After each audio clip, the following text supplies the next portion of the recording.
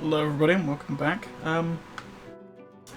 Just straight away out the gate, I apologise if there's any background noise or you can hear my fan today. It's still kind of warm, but I still wanted to keep the schedule sort of going, because I know I missed a bunch of streams last week because of the heat wave, and then kind of continued through the weekend, and then there was stuff on Sunday, so I played WoW but didn't end up streaming it because I don't want to be too loud and disturb other people in the house, and also the heat doesn't sit well with me, and it sits even worse with my dog, funnily enough. And I kind of prioritise my dog over other things, I'll be honest. So I've been kind of turning everything off super early and just, like, watching movies that are on my, like, watch list, pretty much. I just hit my, my microphone with my dinner. That's not good. Hopefully that wasn't loud.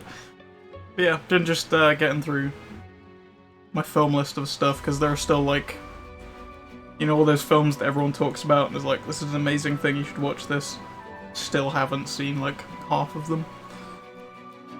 So I recently watched, like, Fight Club, and I've still got The Shining to get through. Though I feel like I've already seen half of The Shining and all the different, like, clips that it's in across, like, fucking every YouTube video ever that's mentioned anything to do with horror. You know, getting through the list slowly, and I do apologise for the background noise. I'm also still drinking my dinner, so I apologise if I'm just silent for periods of time. But today, because I wanted to try and... I've been saying in previous streams, kind of spice things up a bit. I don't want to just keep doing raids constantly and, like, the same raids, because I feel like it's kind of not super entertaining. So today we're mostly going to be concentrating on Pandaria stuff, because I don't think I've done any of the Pandaria stuff on stream before, so that'd be a nice way to, you know, spice things up a little bit. Hopefully we get some mounts from there. I got one of them, I think I was talking about previous stream, I got the Clutch of Jaikun, which is one of the ones from Throne of Thunder, and I also got two more mounts off stream over the past few days. I finally got the Swift White Hawk Strider, so now I literally never have to go to Burning Crusade content again unless I want to go do the Sky Guard, which I really don't want to do. And then I also got the Krollusk that I've been wanting for ages, which is goddamn beautiful. I still haven't actually ridden it yet. I've ridden the Horde equivalent, because I was running some other stuff on my Demon Hunter, but I haven't actually used the Alliance one yet. I do love the look of this. It'd be really nice if there was just a flying variant. I don't know how you'd make it fly, but it'd be nice if there was, because I could use it all the time. I do love the look of that thing. There's another one as well. Glory of the War-Torn Hero. I'll be honest, that one looks better. And you have to do way less to get it. I can tell you that. But yeah, I've been just kind of ticking off achievements and stuff as I've went. Like, I did the battle for Darkshore to get that Krollusk, which I've never done before. Turns out the battle for Darkshore one is actually kind of fun. It's a lot better than the, what is it, the Strom Guard or something is the other one? Yeah. The one in Arathi, that's literally just walk up to the castle, kill the boss, it's over.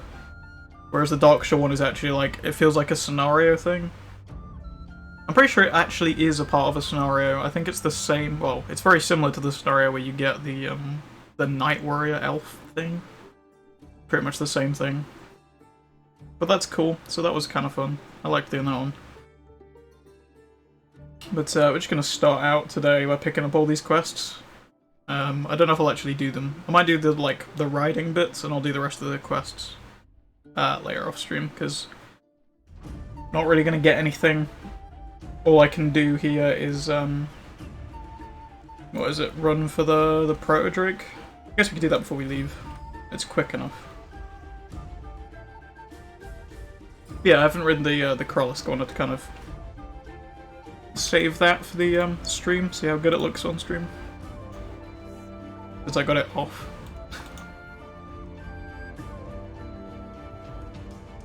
Yeah, still need to decide on which area I want to do more grinding later. I guess I might just have to bite the bullet and do Sky Guard, just so then I can completely tick off like the Burning Crusade content and never have to do that again.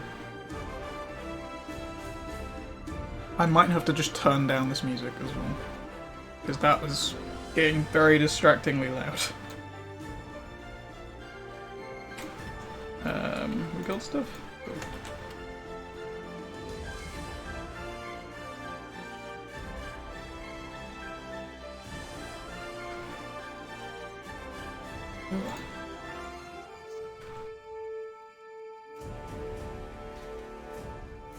Yeah, I need to decide where I'm going to do more grinding and stuff after this, because I'm basically done with Lich King stuff now, apart from the green Proto-Drake, I think, requires like a daily farm, and there's a polar bear that's bugged. Well, it's not bugged, it's buggy.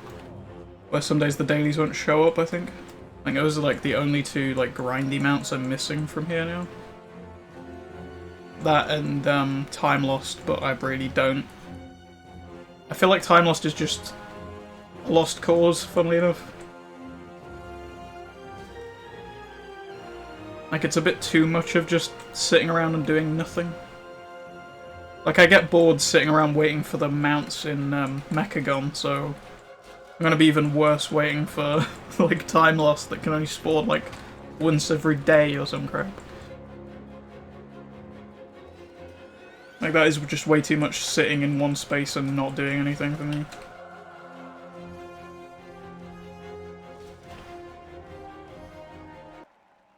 Oh, and buffering. Nice. I should really just download, like, some of these soundtracks. So I don't have to deal with it quite so much, you know?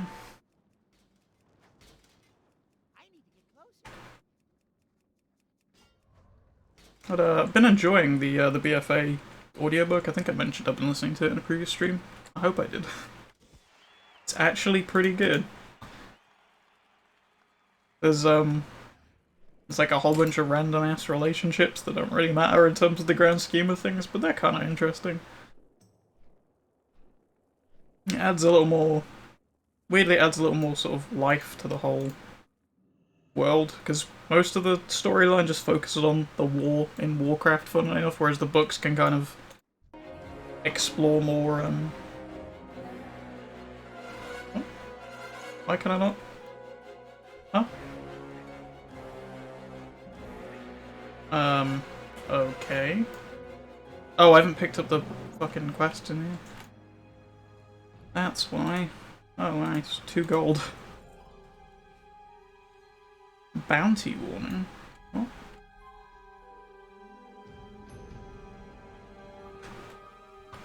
Don't know what that was about.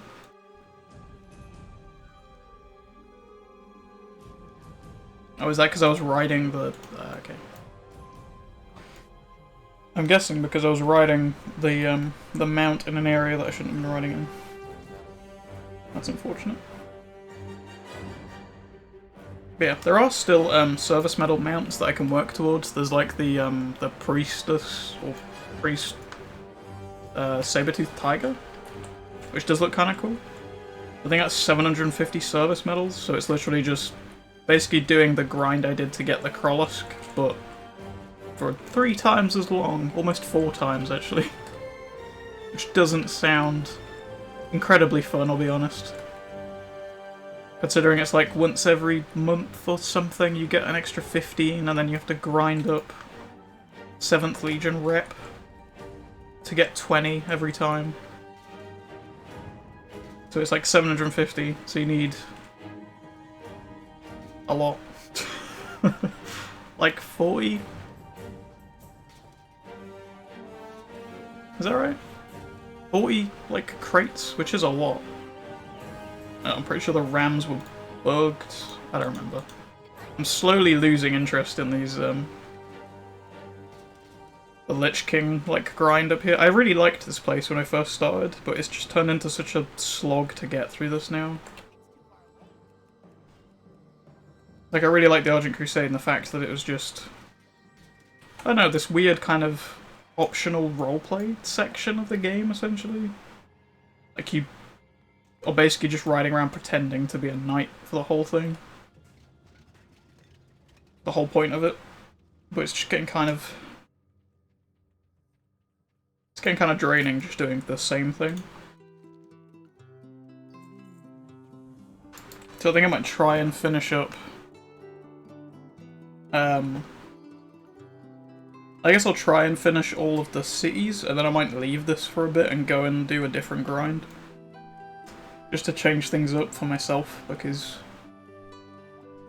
like I said, getting kind of draining just doing the same, like, looping quest chain. And after I've got all the cities, I'm gonna have gotten all of the, like, easy mounts anyway. Oh.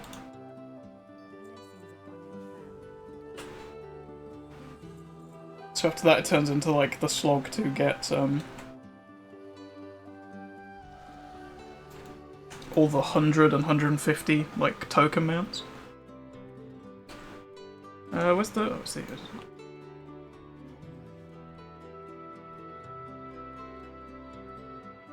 Oh, I guess I'll just fly to this one, sure. But yeah, trying to save up at the minute to get the Argent Crusade Hippogriff. It's not the one I'm on currently. I really like the look of that. I think that would be a cool mount to add to the collection, and it also increased that mount counter. We are actually getting pretty close to the 200 mounts now. Still need another like 50 to get the mount I actually wanted, because it turns out the 200 mount is an armoured dragon hawk or some crap. It looks kind of cool. Like, it's not a bad mount, it's just not the one I wanted, unfortunately. There's gonna be so many armoured mounts. Oh, there we go. Yeah, it's that one. Does look really cool. Those spikes look real dangerous, because that thing books you, you're dead, like, just instantly, but it looks pretty damn cool. Especially the spikes on the wings and stuff.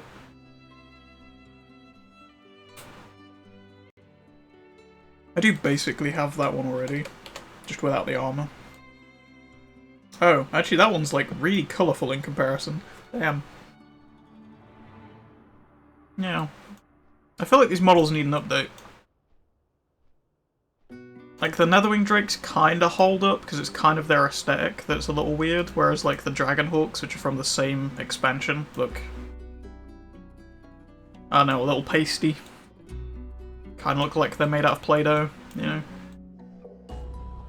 I mean, to be fair, these kinda need an update too. These weird sausage drakes. Especially when you've got the newer ones, like the Drakes of the Wind. Like the Cataclysm ones that look so much better than the originals. I mean, at the end of the day, those are literally just updated versions of these. And they look so much better. It'd be nice to see, like, remasters of all the old mounts. You don't have to necessarily change a whole lot, just update the models would be nice.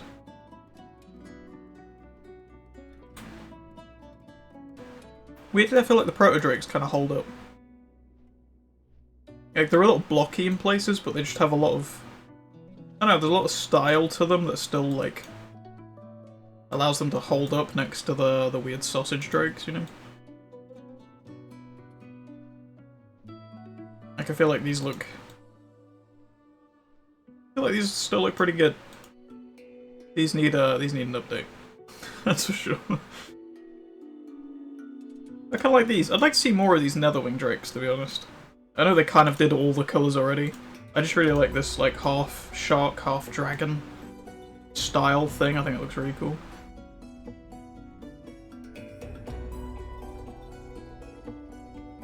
But, literally that's an updated version of it, isn't it? That's the Cataclysm one.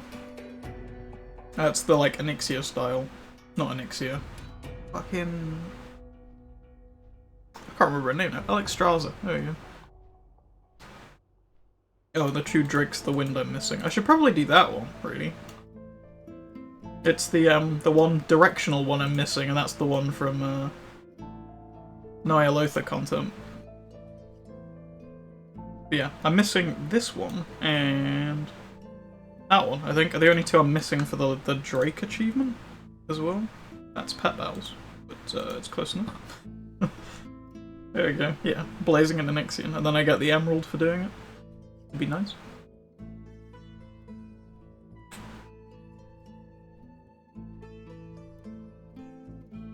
I don't know whether it's worth saving up to get that one, to be honest. Like, there are so many mounts I can buy off the auction house for... Like, I can get 4 mounts for the price of that one yak. Which, when I want to hit a number counter, rather than getting cool-looking mounts, it's kind of... I don't know, it feels like a foolish thing to do, to buy 120,000 gold mount when I can buy 4 mounts at 30,000. You know? Something I have also been looking at is pet battles. I think it might be over, like, tomorrow, so it's kind of pointless now, but the, like, 200 XP for pet battles thing, I think it rotates around. But I kind of want to get some pet battle stuff, like, up and ready for, the Shadowlands, because I assume there are going to be pet battle world quests, like there are in BFA. And there are quite a few in BFA, and I've never done any of them. So I feel like I limited myself on the amount of reputation I could have gotten each day. Because I could have just done that and got an extra, like, 75 or 175 for Just For and finished it in, like, a day or two faster than I actually did, which is kind of a big deal in terms of grinding. And that one you get polished pet charms with, which I think you can then use to boost levels of other pets, or you can then buy, like, the bee pet and stuff. There's usually always one on Mechagon, yeah, that one. Instant upgrades a pet to rare would have been amazing. I've just never done any of it. So I feel like I kind of missed out on, like, a chunk of the game. And really, like I say, gimped myself on actually getting stuff.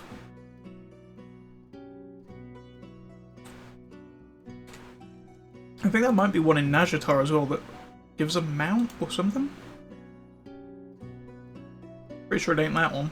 But I think there's one in here. I can't remember if it gives a mount or not. I just remember Soundless being a thing that everyone was talking about for fucking ages. Yeah, there we go. Holy, that's actually really fucking cool. I really like that.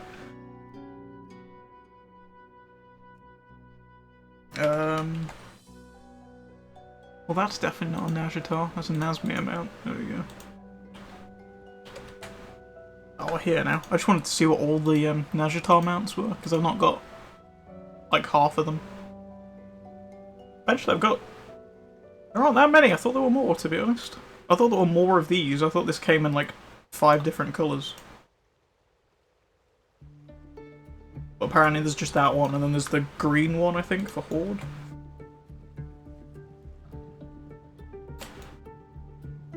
I really like those Snapdragon mounts. I think those are really cool. If the Snapdragons were better pets, I'd probably have 2 of them as well, because I just think they're a cool design. It's the same as, like, the Shark Dragons. The kind of, like, Merwolves are kind of cool.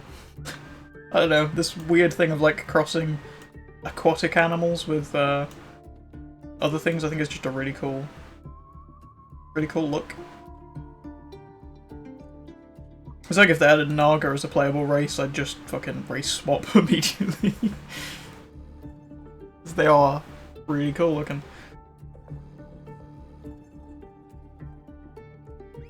Let's get the pterodactyls up and ready. It's a nice trick you can do as a hunter. Like if you want to swap pets quickly, just flying up in your mount, because it desummons it and then you can select which one you want when you land. Or, well, you can select it before you land.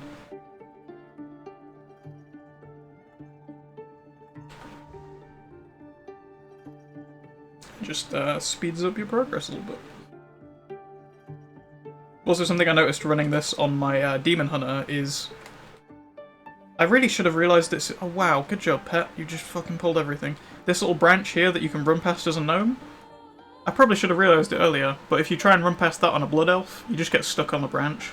Because the collision boxes are 2 completely separate things. Which is nice. I kind of half expected everyone to just have the same collision box, even though their sizes are different for some weird reason. I think I've just played so many sort of half-assed games over the years that I kind of just expect the worst from collision boxes and things. Because sometimes you pop open a game and you look at it and it's like the collision box is just a rectangle around the character that's just a mile out. Like it's not even close.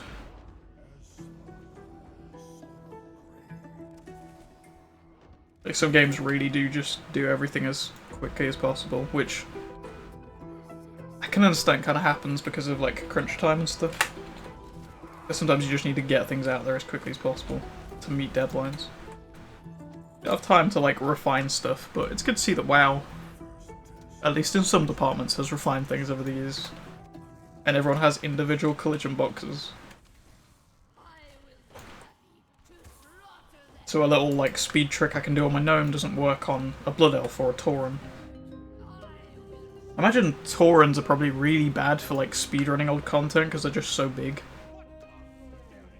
I wonder if you can actually move faster as a Tauren because your model is larger and therefore your steps would be bigger? But then at the same time you can't like sneak past enemies in the same way you can as like a Gnome or even an Elf, to be fair, they're all skinny. I feel like Gnomes and Goblins are just, well, and I guess Vulpera too, because they're all the same sort of scale. The midget races basically are the best things for like speedrunning. Because you can fit through all the tiny gaps in like the terrain. Which makes running past things easier.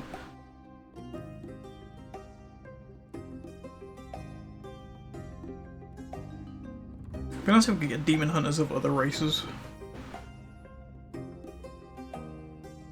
Because I know it's kind of a joke, but there is literally a Murloc demon hunter in the game. So clearly other races other than elves can learn to be demon hunters. Damn it. So clearly other races can learn to be demon hunters, so maybe in future we get demon hunters of things that aren't elves, that'd be cool. Congratulations.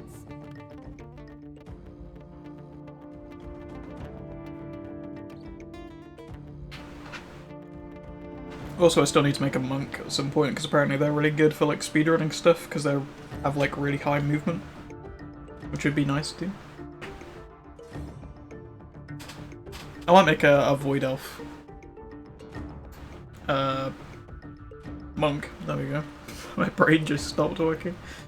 Yeah, I might make a Void Elf monk when Shadowlands comes out, because I've done all the prerequisites other than the rep farm for Legion stuff. So it might just be worth waiting until then, and then rolling one, and I get to experience all the new level stuff as well. I think Carl was on about making a Void Elf Mage, so might be able to do like a leveling up thing together again like we did with these gnomes, which would be fun.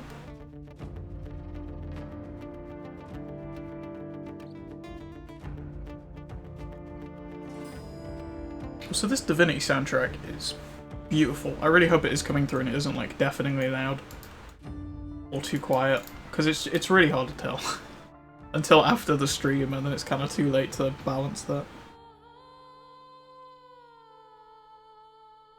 I mean, what I've been doing in the past streams is when I've needed to take a break or whatever, going back and checking over like the first half an hour of the stream or whatever, and just making sure that's not like a super efficient thing. Just kind of going by the audio levels currently, and I'm like almost twice as loud as the music, so I think I'm good. I think. I mean, to be honest, the audio levels in these streams I think is probably some of the best audio balancing I've done ever on any of my content.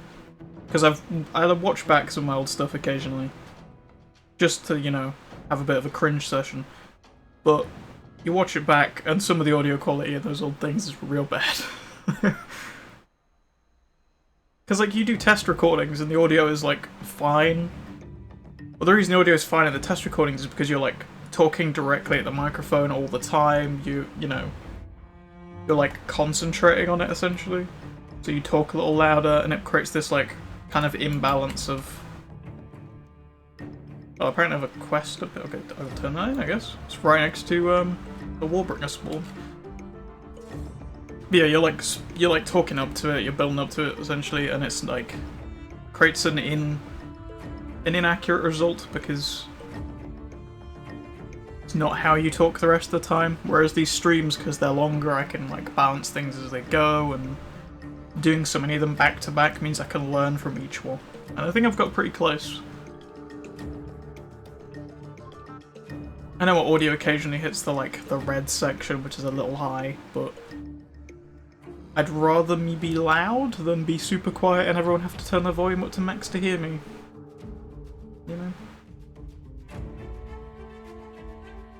It's just very awkward to balance audio around what audio I can hear as well.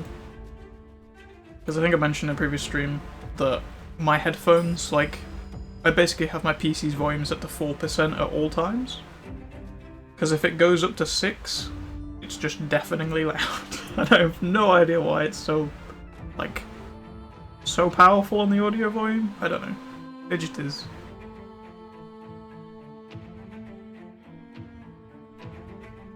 So I try and keep everything, relatively low. Actually, ooh. Oh. A war scoot. Where are you? There. Nice. Oh, Golden Lotus rep. That one that I've already got to Exalted. Thanks, game. Thanks. Is there anybody farming the Warlord over here? It's usually people just sat on top of this. Fair enough. Nobody home today, apparently.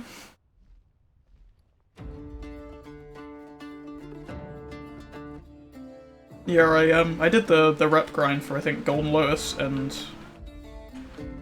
there's a couple of them. I think they don't have it is Shadow Pan and the Calaxy. Going to do those ones.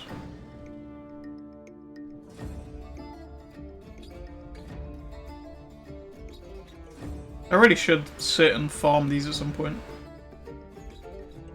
I feel like that might be an off-stream thing because as much as these streams are helping me just sort of keep a constant flow of conversation and stuff going, I'll be honest, me sitting here for half an hour while I wait for a thing to respawn, I'm gonna run out of things to say eventually. And I don't think that's gonna be a good stream.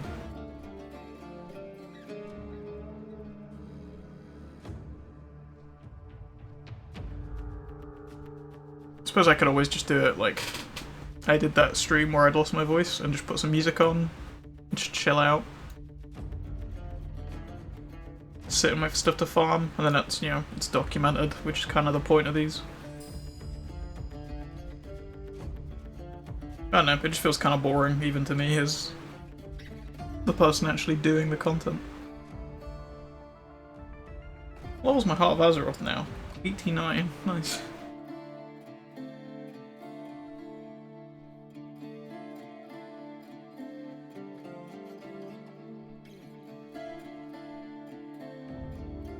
Yeah, also in case you haven't noticed, the UI slightly changed. I hope it looks good. I haven't really tested it.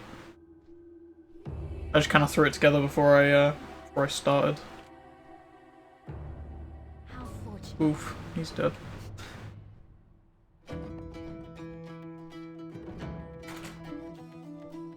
Yeah, there's now a little music bar underneath the chat cover, just to let everyone know what soundtrack I've put on this time, because generally I just stick on game soundtracks because I know it's they're not royalty free, but generally they're kind of accepted because it's in-game music, which is generally fine on Twitch. I know that all the Halo music used to get copyrighted on YouTube because I don't know if it's still up. I have a really old Halo Reach video that had a bunch of Halo soundtrack stuff. I think it was ODST. And all of that got copyright striked because it had just gotta make sure this is actually set to heroic, because I never trust these doors now. Yeah, a copyright strike because it had the Bungie music in it, which is owned by them, so they don't allow you to use it, even if you are literally playing a Halo game. Which is great.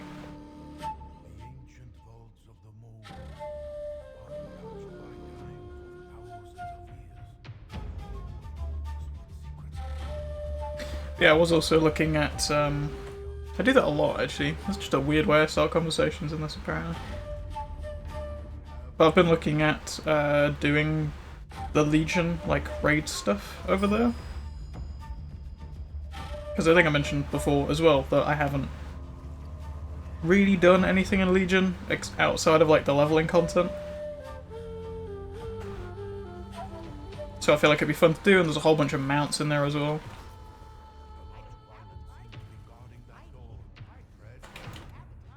Oof. Slowed in my own corruption. That's not good.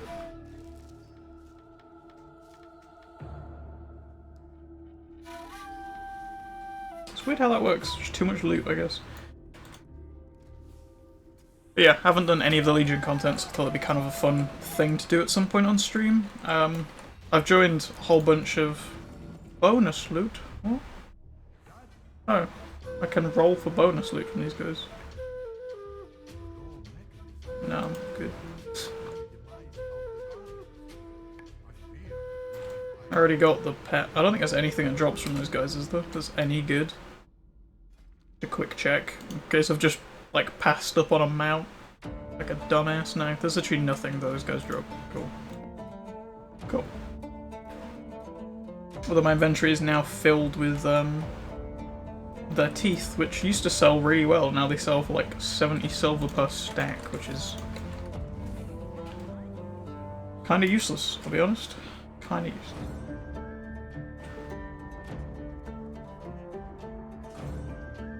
To be fair, that might actually be something I do on stream just to, like, escape Lich King content for a while and don't have to go back to Burning Crusade too. Because I haven't done any of the Legion stuff outside of leveling stuff, I haven't really done anything on Argus either, other than, like, the basic storyline to get the races. So what I could do is spend the stream just chilling out in, Argus.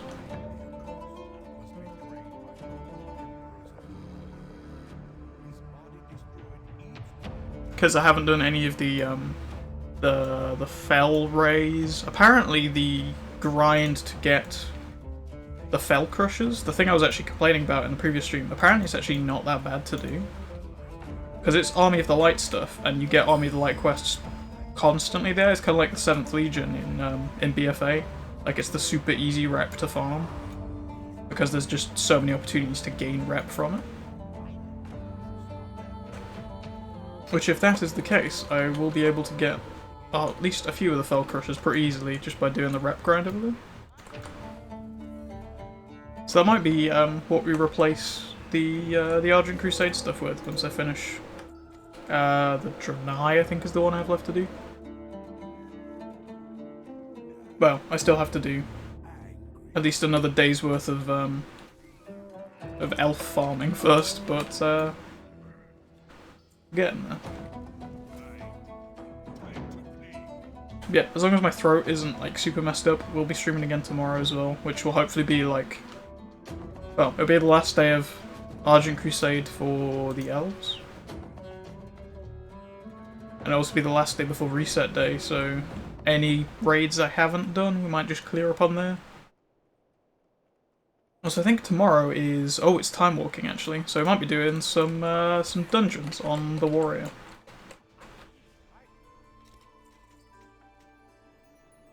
Because I want to get my warrior all geared up, ready for Shadowlands as well. Like, I know everything's going to scale and all that stuff is going to be replaced anyway. But time walking is a super easy way of getting gear. As long as you're at 120, I think all the gear drops are like 425. Which is insanely good. And means you're basically geared up enough to do Nazjatar content again. And then you can use Nazjatar content to get everything you need for thingy. Ny'alotha. Which is nice. I'm kind of happy just leaving him at like 425 item level total. And that way he's kind of like ready, that gear shouldn't like super underscale for Shadowlands. It means I should be okay to like use that till I get replacement gear in Shadowlands. I hope. Am I gonna run out of bag slots? I've got 28 left. Probably. Probably. There's so many drops in this dungeon. Like, just... this raid, rather, drops so much stuff. I don't know, something about Pandaria that just, there's so many drops. I think it's because all the, like, random mobs drop so much stuff as well. I think most of the older raids have been nerfed so much now that they're, like, the random drops you get from mobs are so rare. You just never get anything. Whereas Pandaria is just old enough that it's still really good for drops. Look at all this crap I've got over here, and all these greens I've been picking up too. So much stuff. I really like getting greens in raids because it means I can kit out my other classes more and get them some more transmog stuff. Which is nice. I still haven't played around with the chains to the transmog set for that competition yet. I really need to, but I will do so at some point.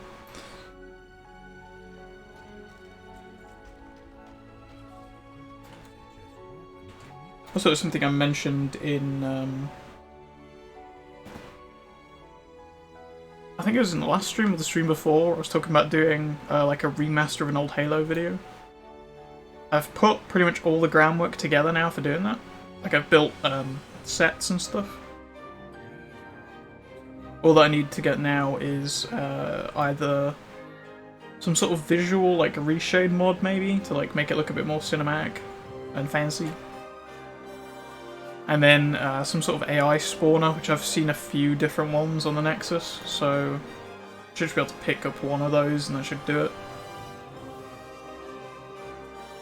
The issue is going to be making sure they're like passive, because if it just spawns AI like from the campaign or whatever that just immediately attacks you, it's going to be a bit of an issue, because I need them to like sit still and let me record around them, basically. But apart from that, the trickiest part is just going to be recording, like, theatre stuff, because I've never done it before. Like, all my old Halo stuff is, I think I mentioned, really bad, and with a camera just pointed at the screen, so, don't recommend watching it, to be honest. But, we never did the whole, like, theatre thing and recording it properly. So now I kind of have the tech and the time and stuff to put it all together. I want to make it look good and figure that out. And hopefully that'll go well.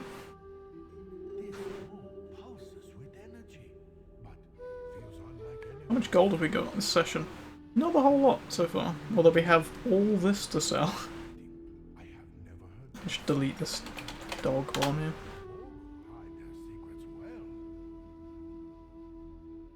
Yeah, I have so many duplicates of battle pets in here now. Like, almost every raid pet I've got 3 of. So there's just duplicates upon duplicates of everything in here. So many of them. It just keeps going. It's just so many. Ridiculous.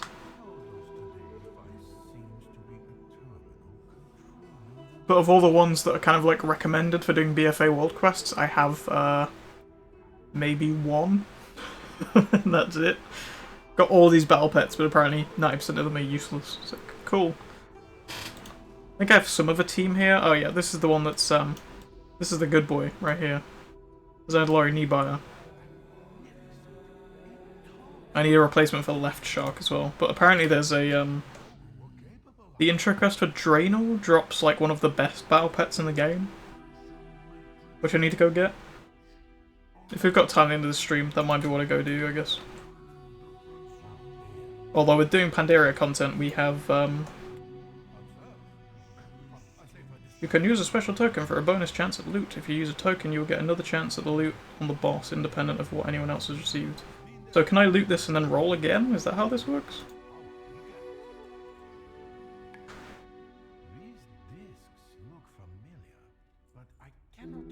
I got gold. Nice.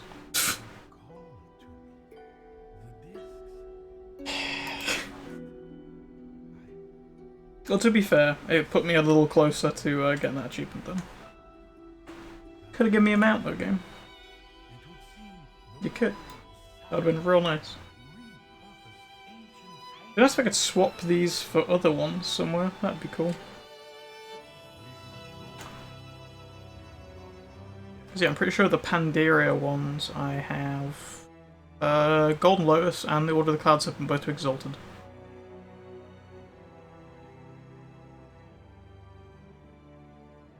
Which makes those tokens kind of useless. Oh, I also have the Jinyu to Exalted. Nice to see you here again, Cho. Just teleporting around. Oh, and the Law Walkers as well.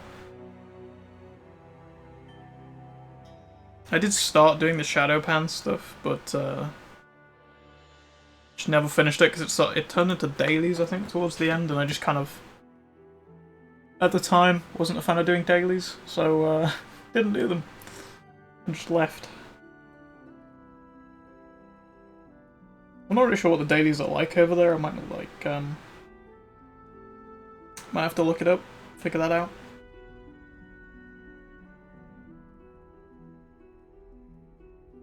To be fair, I could just go over there and see at some point.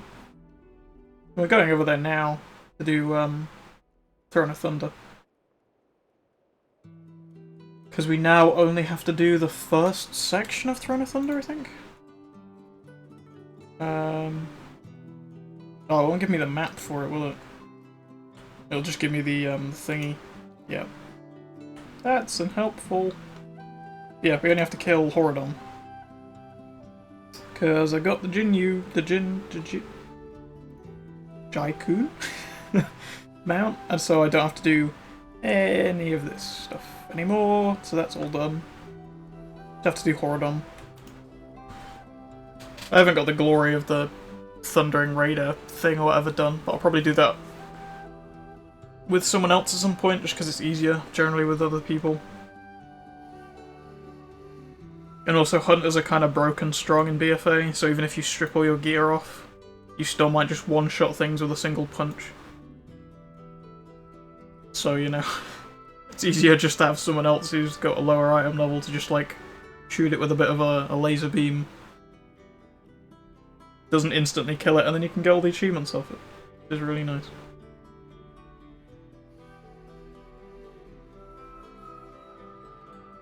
Yeah, I guess I should just do the Sky God rep. I really don't want to, but I know I need to get it done.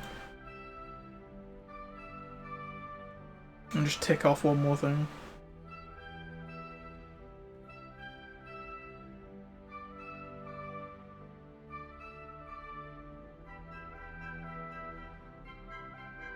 Time walking stuff is really irritating, actually. Like, with that infinite corruptor Drake that can drop, the one that's like an inverted version of the Drakes of the Wind that I really want. That thing just never dropped, and I've ran so many dungeons during time walking. I leveled my my Dark Iron Warrior basically entirely using time walking dungeons. I geared up my entire Demon Hunter. All of the armor she's wearing pretty much came from time walking dungeons. The gauntlets, and I think at one point also, I think that ring comes from time walking. Yep. I think I also had some gloves or boots that came from. Oh, I've got gloves, yeah. I had another piece that came from time walking as well. I just thought I'd check this as I flew by. It's been killed relatively recently. Don't know if the body's still here. That's unfortunate. Oh, I've got another quest over here, actually. Nice.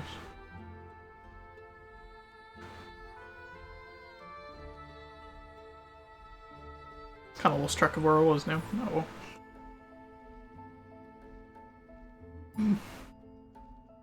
Oh yeah, the infinite corruptor thing just not dropping.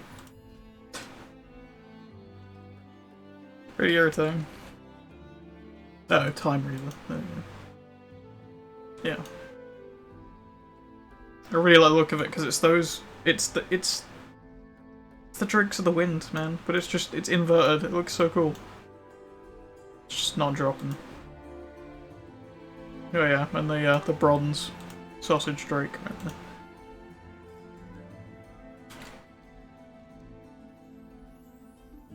Oh, it's just across the way from the Shadow Pen thing. Cool.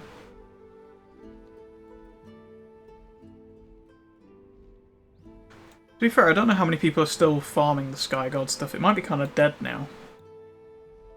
It seems like the Warbringer spawns are kind of empty. Like, there's nobody really around for them right now.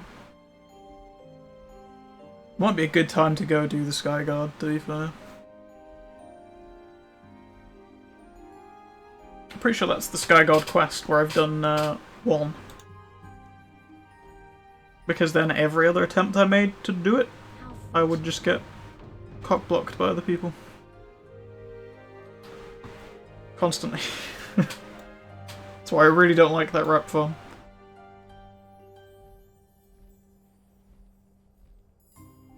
Because it's super slow and just there's always other people there.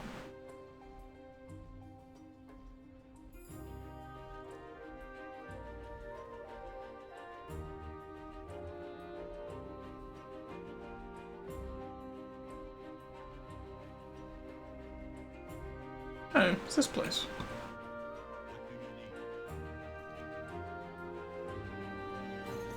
Nice.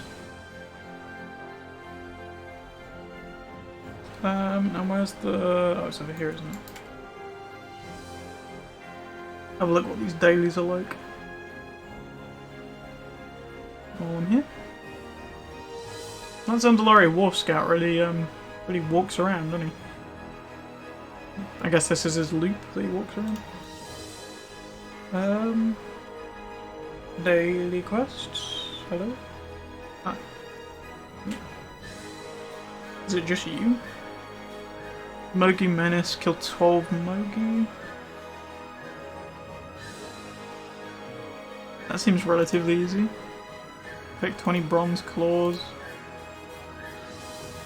Kill illusionists. I'm guessing that's just more Mogi. Yep. It's literally just go kill Mogi. Huh. Might actually just get these done, you know. I feel like that will be, like, much easier to do than the Sky God.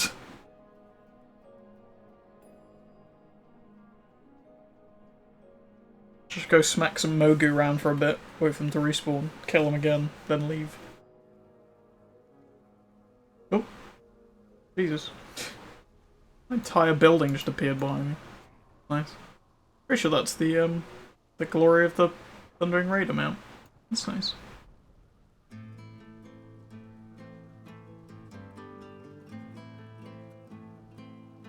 Some of these tracks on this original Sin soundtrack are very different to each other. I kind of like it. Got that previous one that kind of sounded like something out of like ODST. Now I got this like jazzy number. It's pretty good. It's a good soundtrack. I really need to finish this game, to be honest. The original Sin 2. It's so damn long.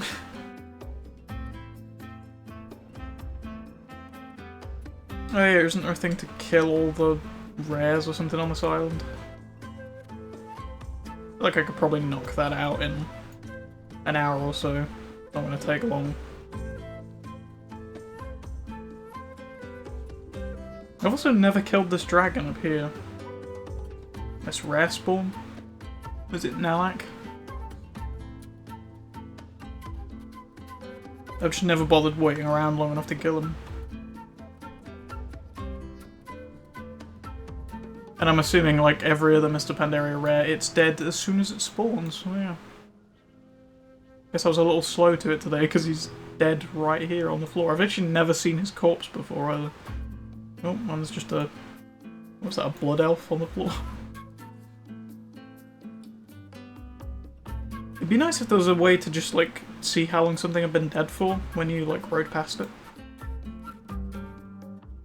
That'd be a nice little indicator. It would also kind of make sense as a skill hunters would have, given their whole, like, ability to track things. If they could, like, examine a body and be like, oh, this thing has been dead for X amount of time. It would also make some sense for priests to be able to do that, given their, like, nature as, Almost like doctors and healers.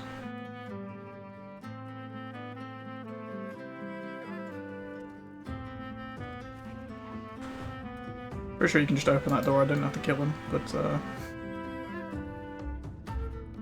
oh well.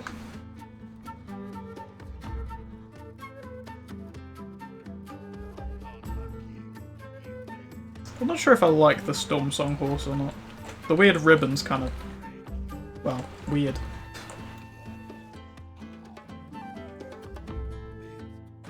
Not sure I like it. Can I... Thank you. I forgot to sell stuff.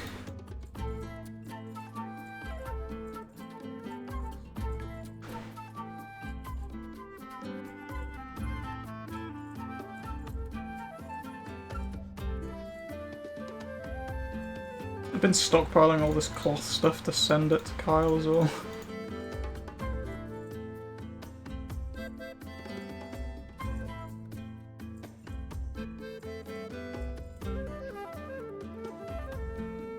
So I hope he appreciates like 20 new items to transmog into stuff.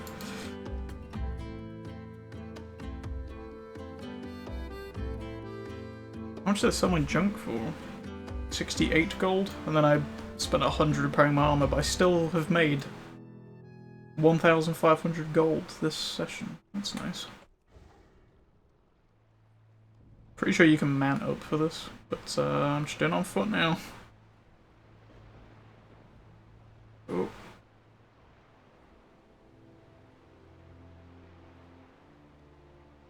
I still don't know the exact pattern these things take. I can't remember if they swerve or if they just go up and down their sides. I think they swerve slightly, don't they? They're like doing like a figure of 8 the whole way down. Although that might be the next one that does that. Who knows? Pretty sure they just move in weird ways that make it really fucking irritating to get through here.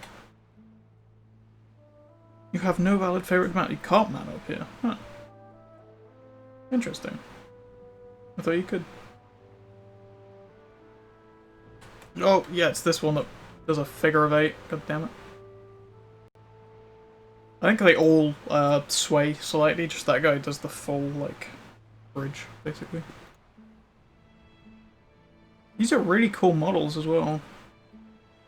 Like these giant ghost figures.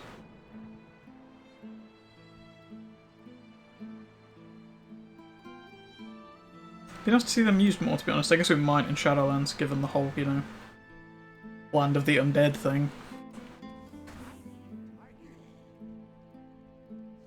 Well, it's the afterlife, but it's close enough. Yeah, be nice if there's a way to, like, trade these for something. I might actually see if there is something I can do with it other than just wasting it. Because I don't think there's Paragon caches for, Pandaria. I could be wrong, but I don't think there is.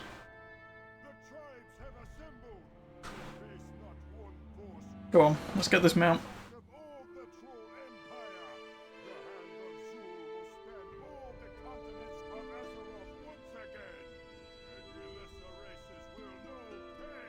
I will have to, but I mean, take a quick break. After we've done this one, just because I need to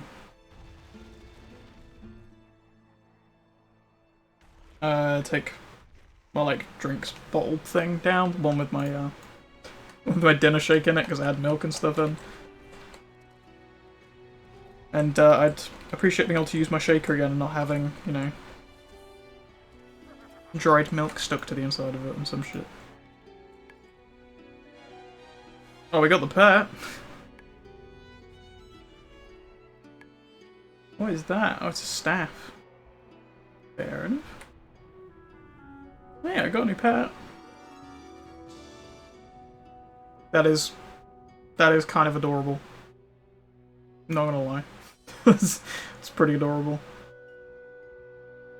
Irritatingly, is not the mount though. So I'm just gonna half out, teleport back again, then get on a flight path over to the middle bit, Veil of Eternal Blossoms. And then I'll go take stuff down, get a drink and stuff while that's happening. Probably just leave you guys with the soundtrack and the flight path going. Hope everything will be good.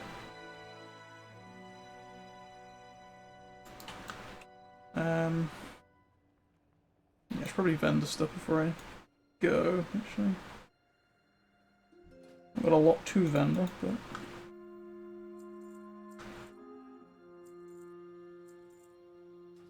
There we go. How close are we actually? We're only 5,000 gold off. Damn. I think if I actually run my my gold farming route,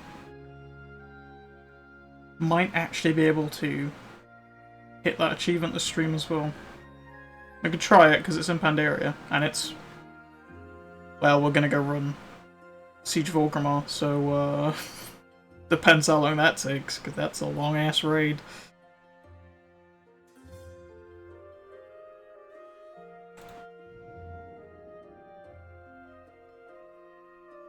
I think doing Siege of Orgrimmar on stream might actually get me to do it again, because I've ran it like 5 times and I didn't want to do it again because the raid just takes so goddamn long to do.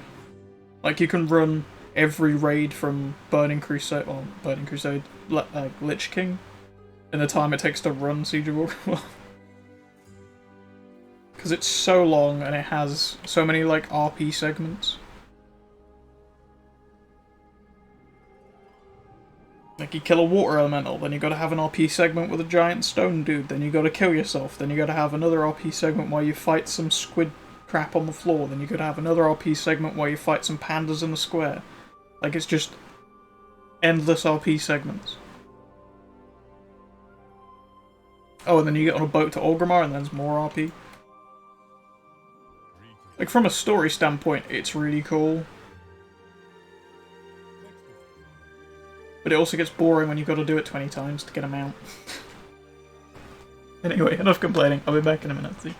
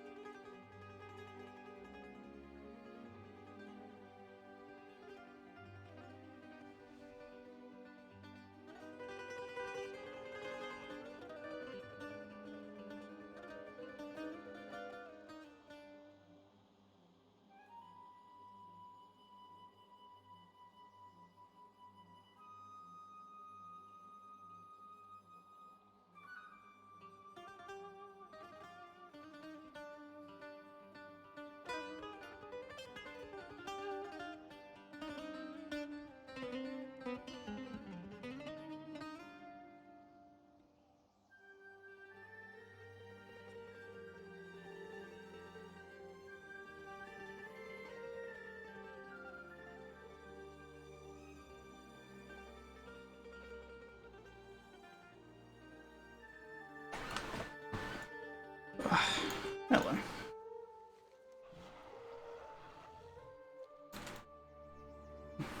Yeah, Siege Rug went down here.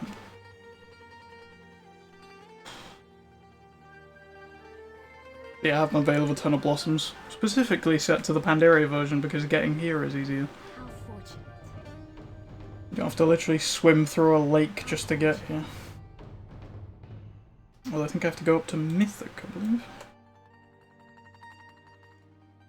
in order to get to the mount from Gareth.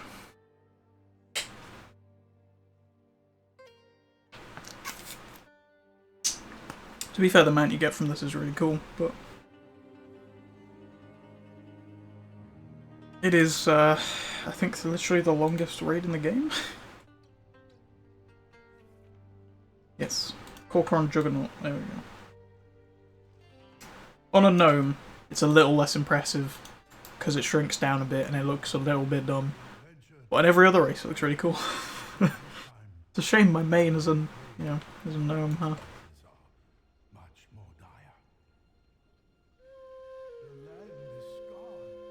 Pretty sure if I kill these guys, it stops them sending their like crap to the middle, doesn't it? Just to make my job easier down there. Fuck off, Nazoth.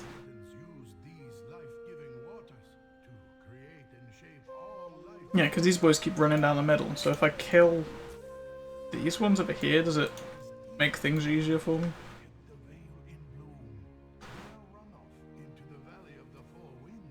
I'm just gonna try some stuff out, because, you know, this raid's long as it is, it's not gonna make that much difference if I mess around for a bit. Yeah, they're not, like, blasting it with stuff now, so I guess... Oh, it's still spawning stuff anyway. That was a waste of time. I thought it was gonna, like, reduce the number of char puddles or whatever, but no, they keep spawning anyway. Well, that's unfortunate.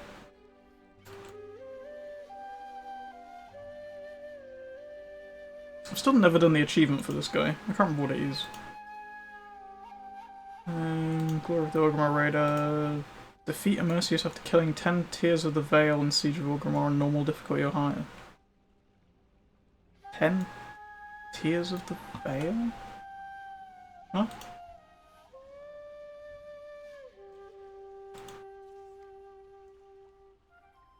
What? I don't know, probably need to look up a guide for that one.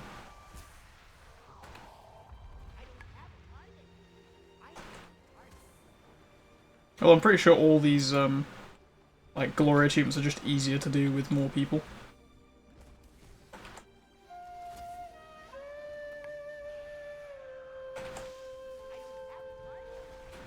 Well, that was dumb. No.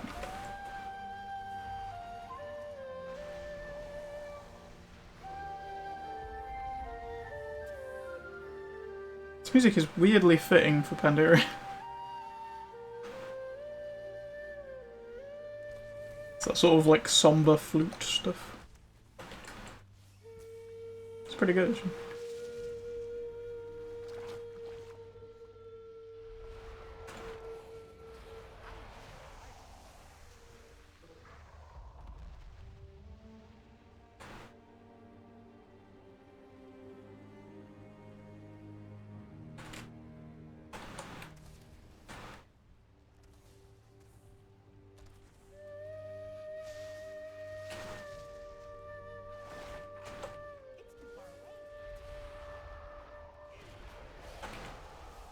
Go away.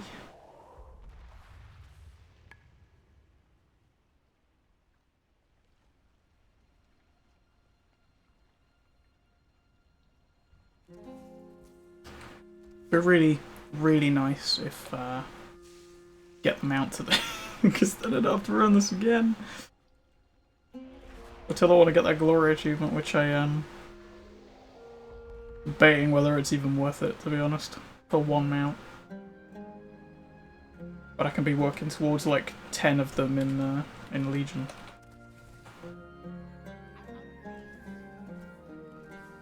I might actually see about doing some of that Legion stuff. after this stream. Just because I've never done it before, I don't know what the, how difficult it is to gain rep, or how awkward it is. So interesting to see.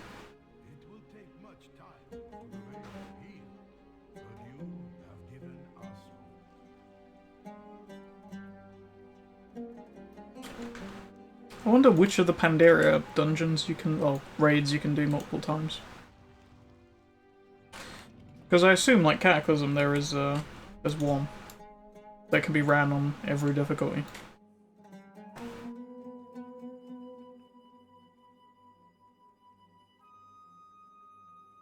I wonder if it's Throne of Thunder, actually. And look it up. Because Cataclysm has Firelands. I think Burning Crusade one is, this is the one that can bug out. Pretty sure the Burning Crusade one is, it's the Black Temple, it's the Illidan one.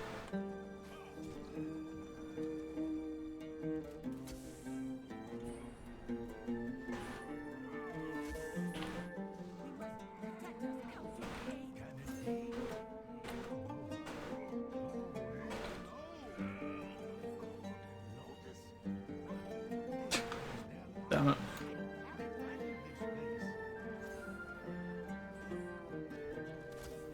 I hate this fight because you have to be so careful not to kill them too quickly and then you just get stun locked. There we go. Oh, what was that? Oh wow. Does that actually have something in it? I don't know because it's inside my foot. Good job. I'm glad that works.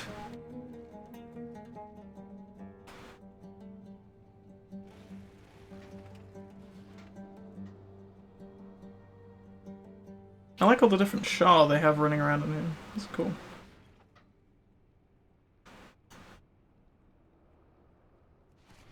And Zeal guides the door.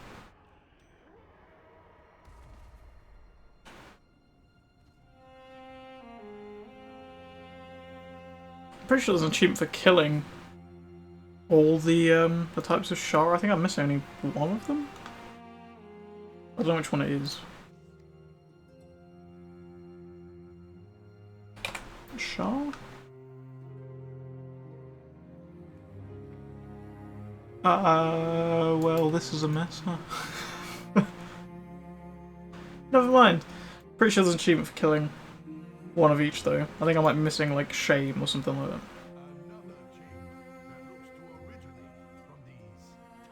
Pretty sure I've got... Well, I've got all the ones from this. I've got all the ones from, like, the open world stuff. So it must be from, like, a dungeon I haven't done. Or a raid where I just haven't killed a side boss or something.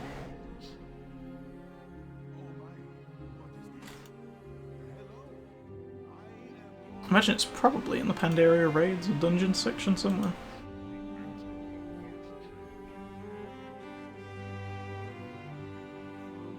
I'm missing a lot of those.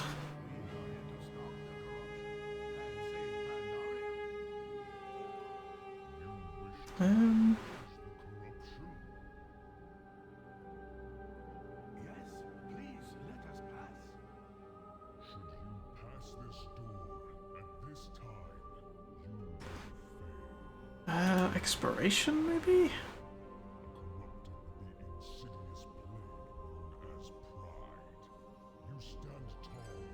I'm just really quickly like flicking through, so I've just completely missed it, but...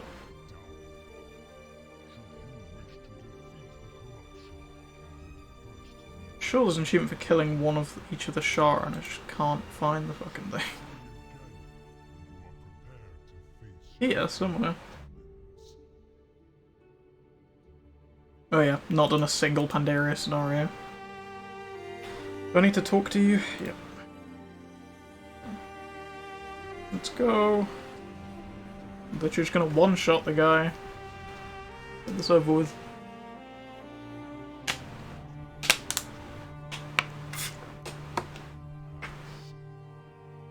Sorry if that was loud, I just really needed a drink. Apparently my bottle wants to just keep making noises now. Just unscrew the cap like I did on the previous stream, but I don't want to just knock it over into, you know, all of my crap. That would be bad. Okay. We were buffering for like 30 seconds there. Oh nice, I got a skirt. Beautiful. And we buffering again. Good.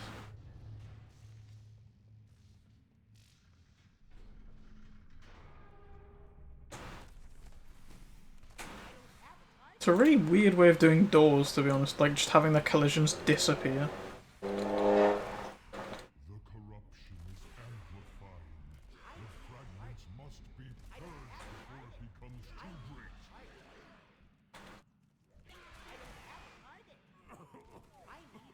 The way that engine must work must be really strange if they have to make doors like just have no collision.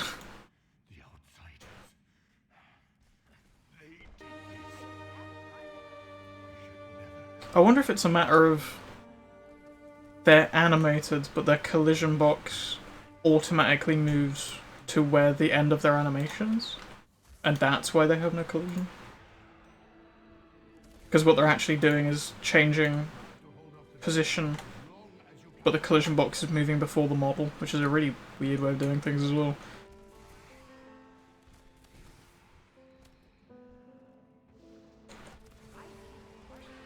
I know, the way I usually set up doors with like a rotation point based on it's got to attach like another invisible object to the corner of each door to then have them rotate around it.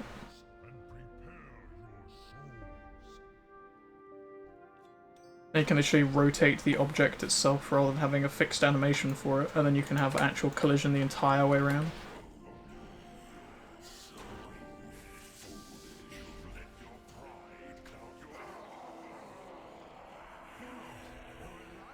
Whereas, you know, the WoW thing just disables the collisions, which seems odd. Still. I got a droplet of that thing. Nice. It's another pet I haven't had, actually. That's kind of cool. Little purple Char boy. That's nice. Getting plenty of battle pets, apparently.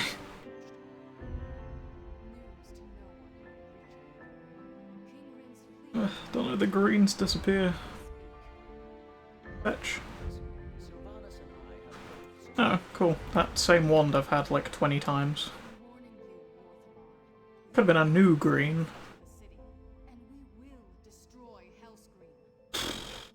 Damn, all the RP in this dungeon. Raid, whatever. We get it, you don't like the Horde now, Jaina. Can we go, please? Thank you. But then you're kind of okay with the Horde again in like 4 expansions time, but it's fine.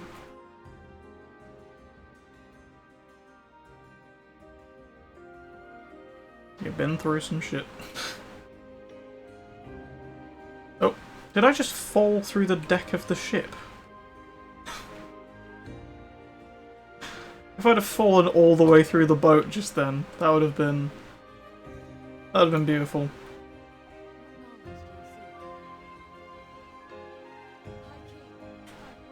Come on! I just want to kill things.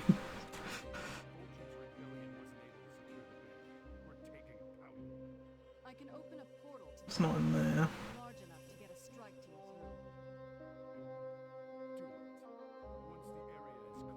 There's going to be collections. Quests?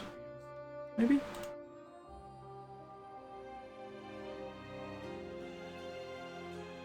No? It says defeat opponents. Finish the Skyrace? Oh, finish first in the Skyrace. Yeah, that buggy thing that doesn't work properly. Sure, I'll finish first in that, shall I?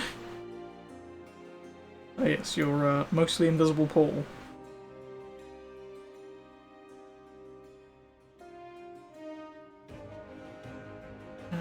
Collect the generals. Shadowpan trainees.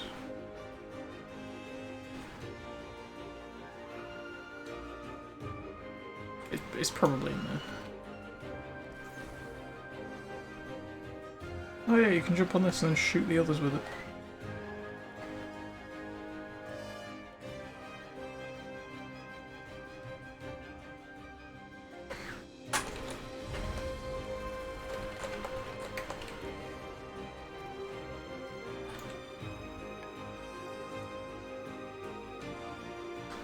That was a couple more than 2 buttons that time. Yeah, I decided to change up the pun titles a little bit. I felt like it was getting a little bit old.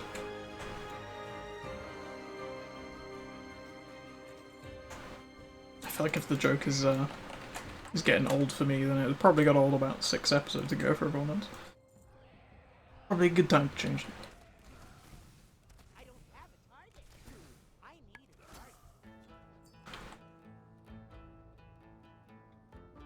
My pet's really attacking the cannons, so I'm now permanently in combat, so I can't blow up the cannons. That's a well-programmed game right there.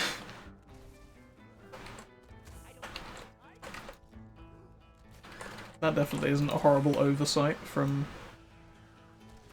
again, like 10 years ago.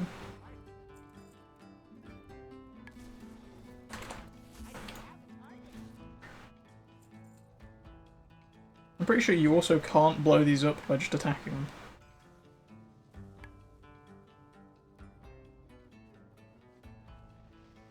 It seems odd they even made them targetable if you can't... Why don't they just make them whatever the other colour is, orange or whatever, where it's not a friendly but you can't target it?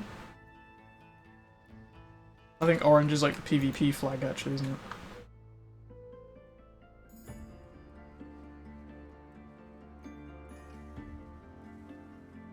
Actually, yellow can represent the ones that you can't. Why didn't they just do that? I don't understand. They really don't need to be targetable.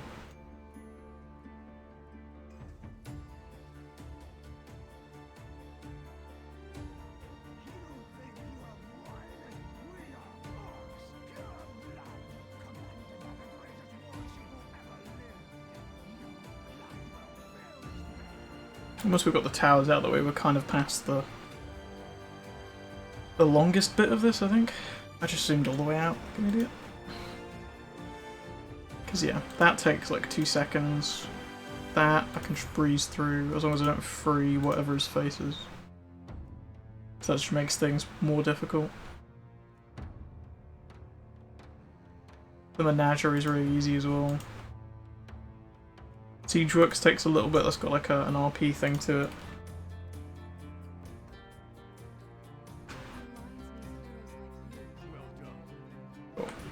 Usually I run up here on this hill and then you can snipe them from the top of this rock while also protecting your guys on the door. Which is really nice. I have no idea how you do this on a melee class, like at all. I feel like there's too many places you need to be in for this. At least to be easily doable on a melee class. Demon Hunter might be able to do it, and maybe Monk, just because of their speed and maneuverability. But like, I don't think Warrior would do super well here. Because you've got to like heroic leap off here into the pile of stuff down there to one-shot it, and then you've got to get back up here again to defend the guys on the door. And then you've just got to rotate around like that constantly.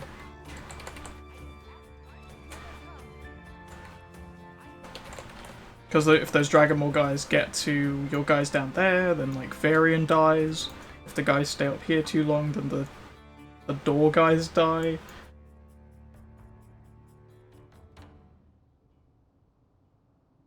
So I feel like anything other than a range class is really going to struggle on this, to be honest.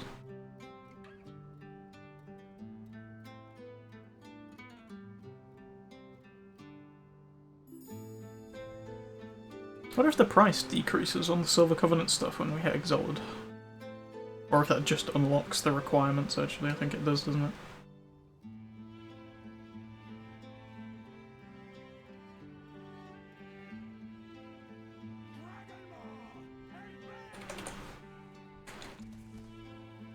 I think actually when I hand those things in, it will, I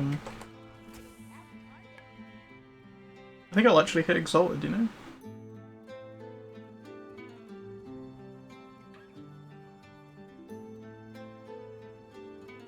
I might just run around and do those after we've done this. I think I said I was going to do something else, but we'll just do that instead. Just because I feel like it'd be a good way to end the stream, like hitting Exalted on a rep. Nice way to wrap things up, I think.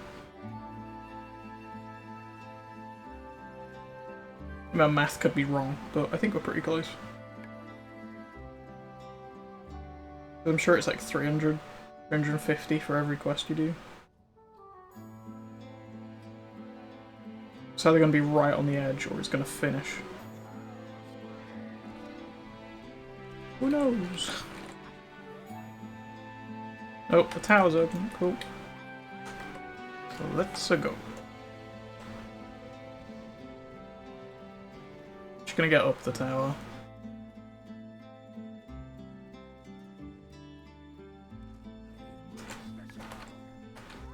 Let that follow me up, and let me kill it at the top. Done.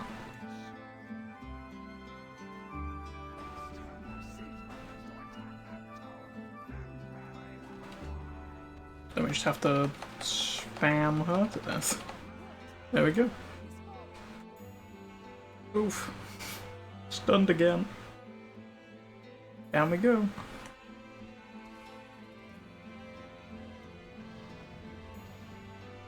Nice. I do love the pterodactyl ability. It's so nice for doing stuff like this.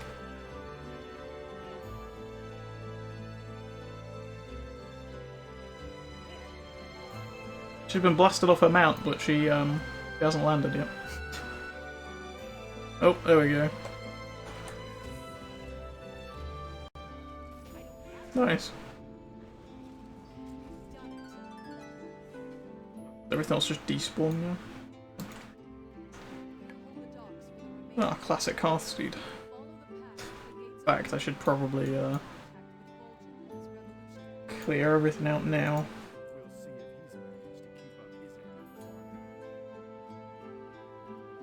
Oh, that's unfortunate.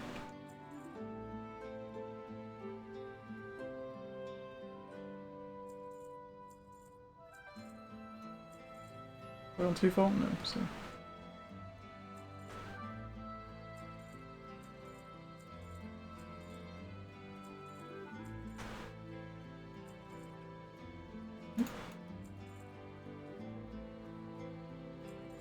That milk didn't sell either for some reason. No, I'm just gonna sell those. Taking up too much room. And that.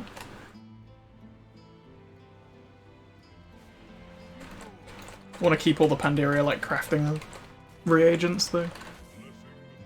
Because for some reason, Pandaria and Burning Crusade stuff just always sells.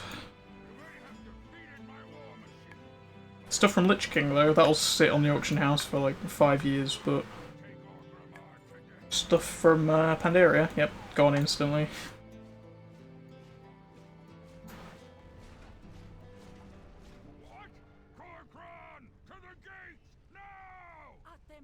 Is there actually a boss in here? Oh yeah, inside the hall. I think I have to save someone else for an achievement here. I've never actually killed everybody in this square.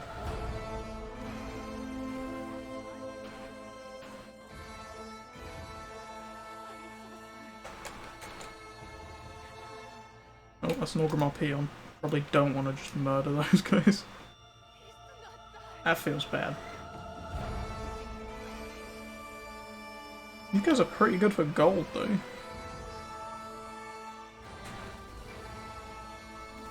Oh, I just murdered all the innkeepers.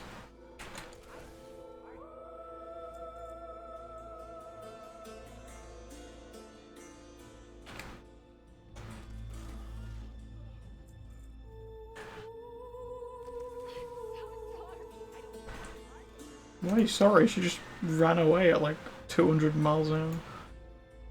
Please find her babies. Oh, Jesus. That was darker than I was expecting it to be.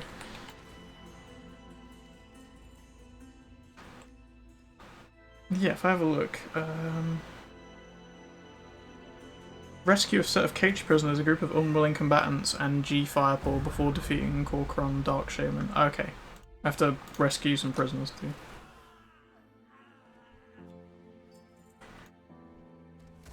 These grunts just stood at the side, not bothered at the fact I just instantly killed everyone on the auction house. Nice. Cool. I'm sure there's a guy over here that has a key. Oh, was that the guy I needed to not kill? Did I just accidentally murder the guy?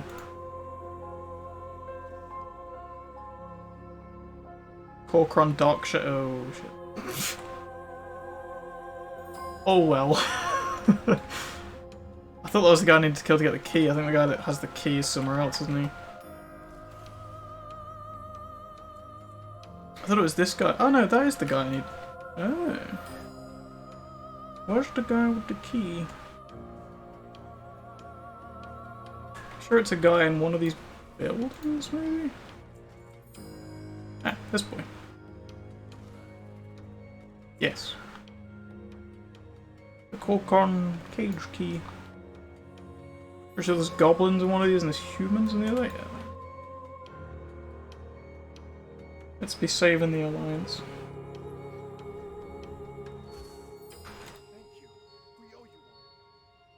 That's everybody this time?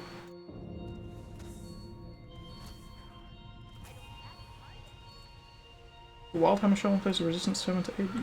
Oh, okay. It's our thing. I got this, buddy. Don't worry about it. Just wait till they see the power of Azurite. Just one-shot the wolf. Wow. Nice. Wasn't expecting to just annihilate the mount he was riding on.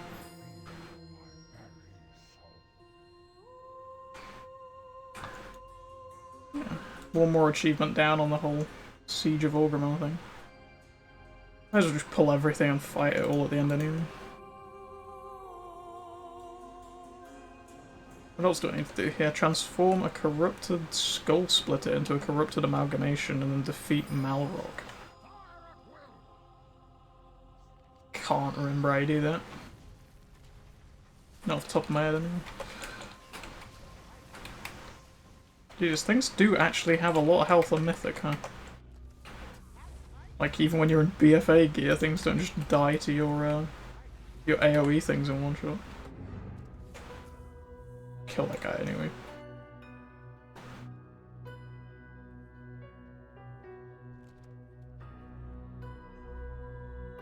I feel like they need to make an updated version of that, like old Orc armor as well. The stuff that Thrall used to wear all the time in Orgrim, or whatever his name was.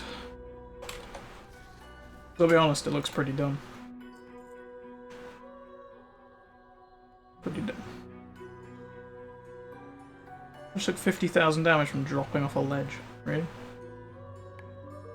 A tiny ledge was that much damage? Oh. Look at the map, does this go anywhere? Or is this actually just a dead end around here? Oh, there's a box around here that you can open. Huh.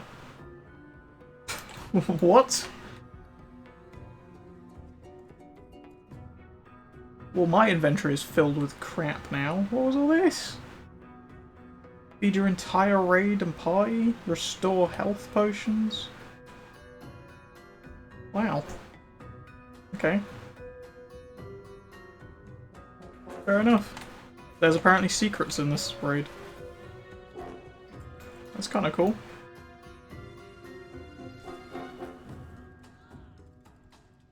I mean, I knew there was some because I've got the mechanical like scorpions that are kind of hidden throughout this.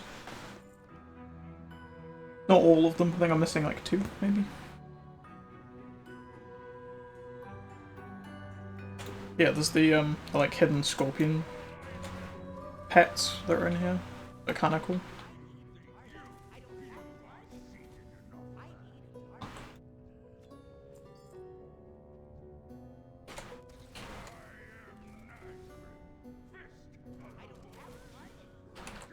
Oh. Hey, Nazgul.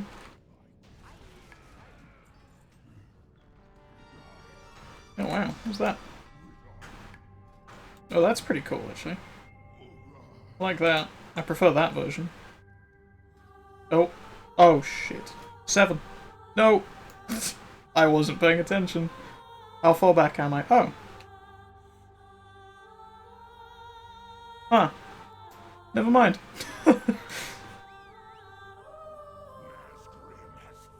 Yeah, it's weird. Sometimes the, that ability, the slow fall thing, just doesn't activate. I guess my pet has to be close enough to me or something. Maybe. Oh, you're alive. Oops.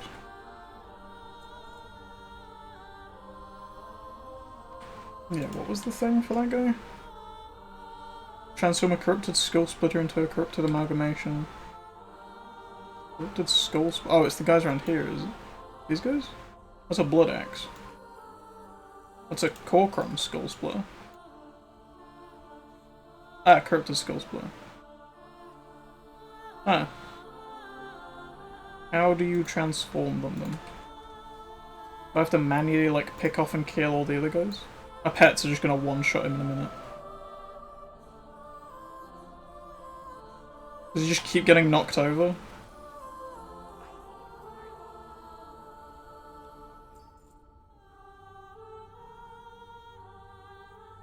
Come on, bud. Maybe I dismiss the pets. I thought this would be easier with a guide, but I'm just gonna try and wing it.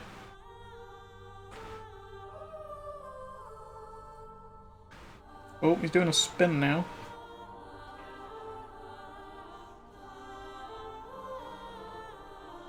Damn.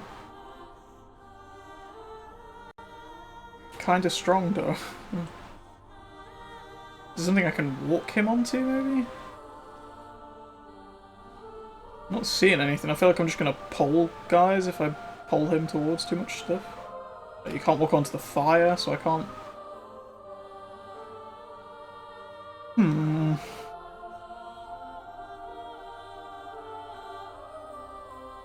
I guess I'll just walk him to the boss. No idea. I'm guessing I just have to, like, get him to hit me or get him his health down so far without killing him. Probably. What the fuck?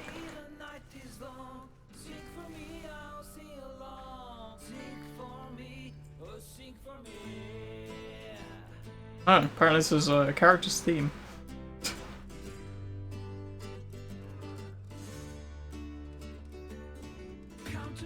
In honor of the fallen, kill them all. What?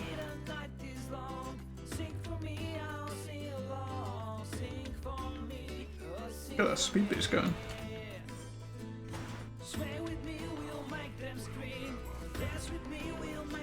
Oh, it's Los's theme.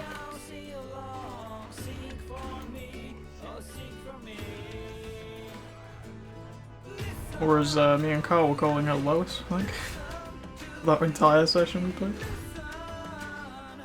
Oh, that's nice. The blue flame.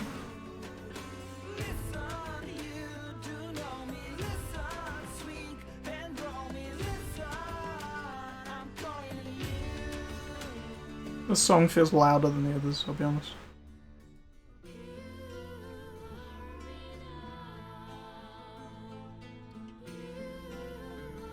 Hopefully it's not too bad. These guys are really helping with the whole, like, getting gold thing. They're dropping a lot. In comparison to some things where they drop, you know, like 1 gold each.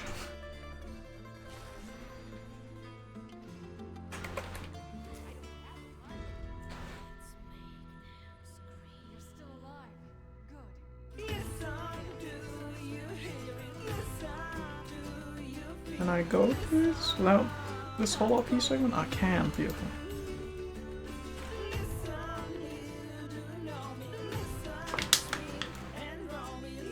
Ow. Never mind.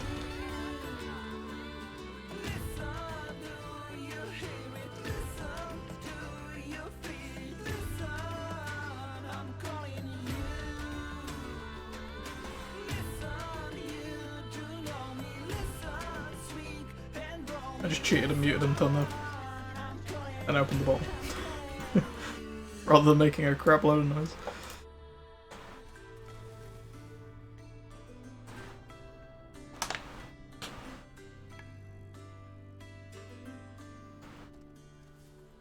Be done with this in no time.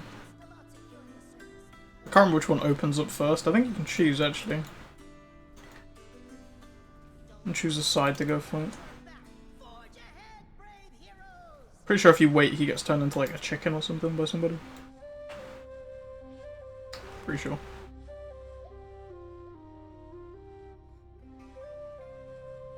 Made 3,000 gold today, damn.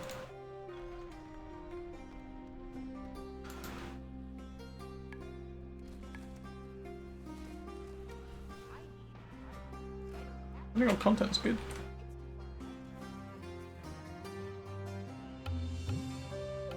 Oh, I have to wait for him to send all his guys through. I was about to jump in the pipes. Pretty sure that doesn't work until he's sent all his stuff.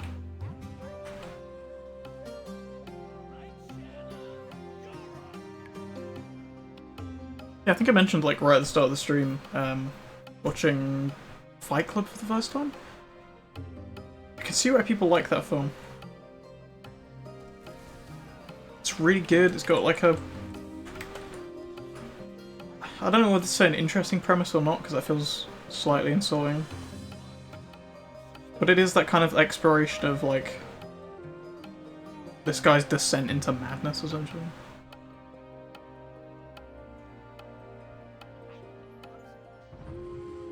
Don't want to, like, say too much. I know the film's been out for ages, but it still feels like a rude to spoil stuff. Yeah, it kind of reminds me of, other films that I've seen since that I feel like have probably taken a lot of notes and stuff from that film. Yeah, it's an interesting thing to watch.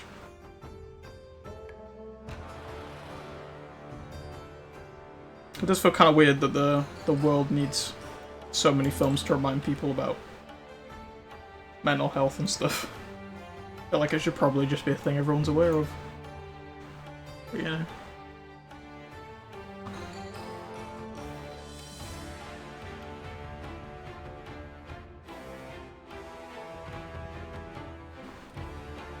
And people still aren't, seeming.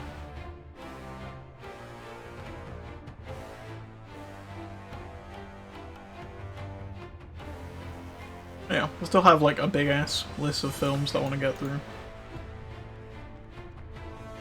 Because there's loads of films over like the past couple of years I wanted to go see at the cinema and just never ended up getting around to, so as those progressively come out on streaming services, I'm just picking and choosing one every other night. I finally watched Horrible Bosses the other night as well. For the first time, that was pretty good.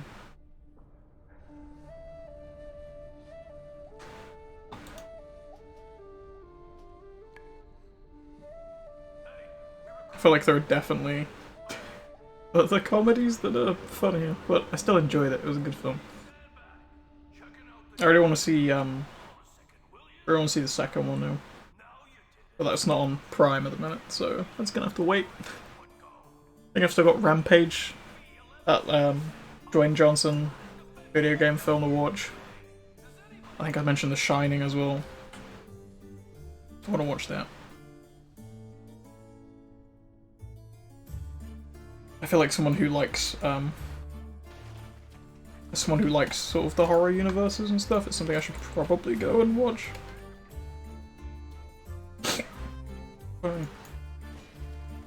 Something I definitely haven't mentioned on stream before is I made a horror film horror game in my like second year at university. It wasn't very good.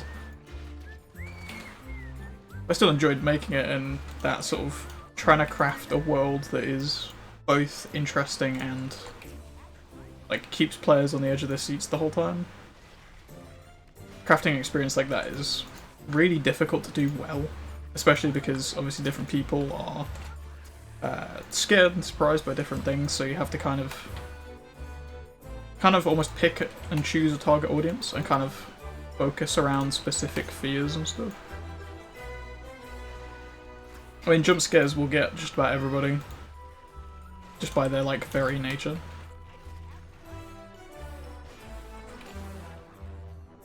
I feel like jump scares are kind of cheap most of the time as well.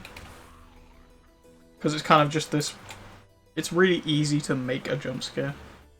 Like, basically you just play a loud noise and have something flash up on screen. Like, it's not...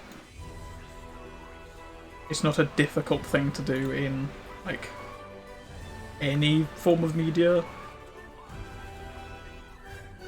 It's not difficult to do in terms of film, because you literally just, you know, have the actors pop up in front of the screen and have a screaming noise or whatever, right?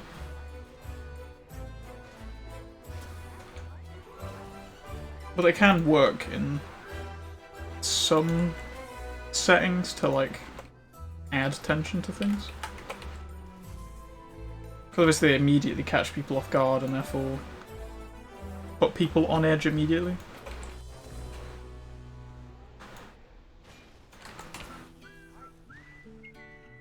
So I don't like using them personally, but I feel like it's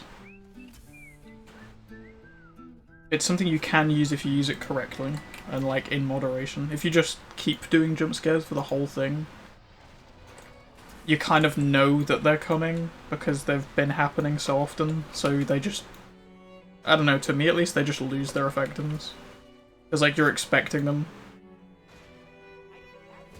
So, you know, you can just look slightly to the edge of the screen or whatever, and they just don't have any effect at that point, because they're not, like, surprising you, because you are expecting them already. You can kind of just avoid the entire reaction to them.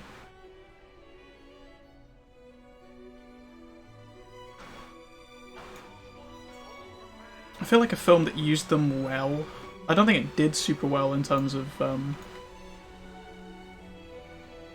like, critical reception or whatever, that film that was set in the Winchester house. I feel like that used jump scares adequately, from what I can remember. Like, it didn't overuse them. Like, it used them a couple times, but a lot of it was, like, just stuff was in the background behind characters and stuff. It was, like, quick little things. Which is also a thing I kind of appreciated Fight Club for. Of the more you pay attention to that film, especially early on, the more things you notice and the quicker you can figure out, like, the twists and stuff. It basically rewards the viewer for being attentive to the thing. Which I appreciate when films do that.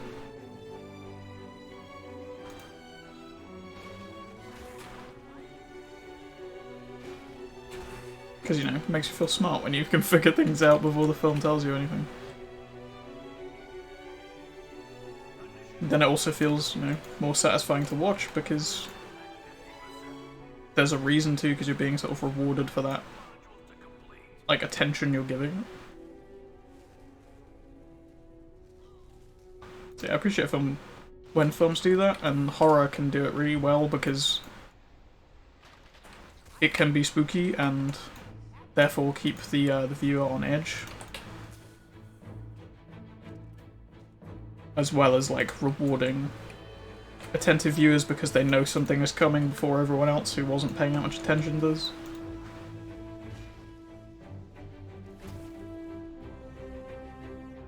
Which is nice. Also, knowing that stuff coming can build more tension and therefore make the thing scarier as well.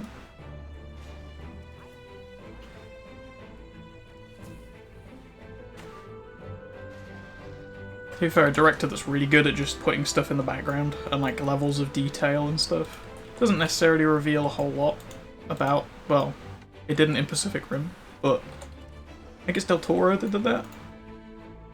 Like, the level of detail and effort he went to with building just the world around everything in that film is amazing. Like, I think he spent, I can't remember what the exact time was, I'm sure it was either months or a year or something like that he spent just basically in a notebook building the world around the film. It's literally just, like, every shot in that film, you can see something in the background that has a purpose. It's like the hangars where they keep the mechs and stuff. There's like ladders and stuff you can see like going up into the shot, which would be how the like pilots and maintenance crew and stuff can get to the mechs to fix stuff. Like everything in the shot has a purpose. It's not just wasted space or like set dressing and stuff. It feels like a real world because there's actually been effort and thought put behind everything, which is amazing. It's kind of a different thing to like the horror stuff being in the background, but it's kind of the same ballpark because it's the background stuff, right? It's the what is in a lot of media just kind of set dressing and random crap. Some directors really use it well to build the universe and add more to the piece of media, basically. Video games can do that stuff too, like playing through Halo 3 again, how many different like Easter eggs and like added little bits and pieces there are like just around those levels. Like I think on the first level you've got all the like, I mean they're all just Easter eggs and stuff, but it rewards the player for exploring and scanning the environment and seeing all the stuff that Bungie put together back then. You get rewarded by these little Easter eggs and achievements and stuff. It'd be nice if in the MCC it was there was stuff tied to them more. Because I feel like with Reach they did that really well, where it's like if you get a splatter kill with a forklift you get an extra nameplate, and then completing Reach in under 3 hours you get the fancy, I can't remember what you used for Origin, I can't remember if it's a wallpaper or box art or what. But the like silhouettes of Noble Team against the surface of Reach. That like cool shot that was everywhere for a while around the game. They that was a nameplate for beating a Legendary under 3 hours and stuff. Like there was really cool graphical rewards essentially for finishing certain things. It would be nice to have more of those and be rewarded for those Easter eggs and stuff more with those.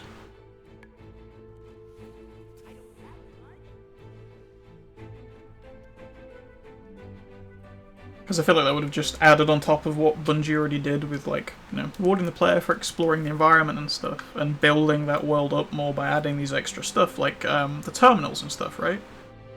It's in the same way of in, like, I guess in the way like Del Toro but as backgrounds and stuff, you add a detail and how the hangars are built and stuff, like how you get around them. The terminals add like extra lore to how the flood got here or whatever. Like it fleshes out the world more, and it rewards players and viewers like attention essentially, and willingness to dig deeper into the content they're viewing essentially.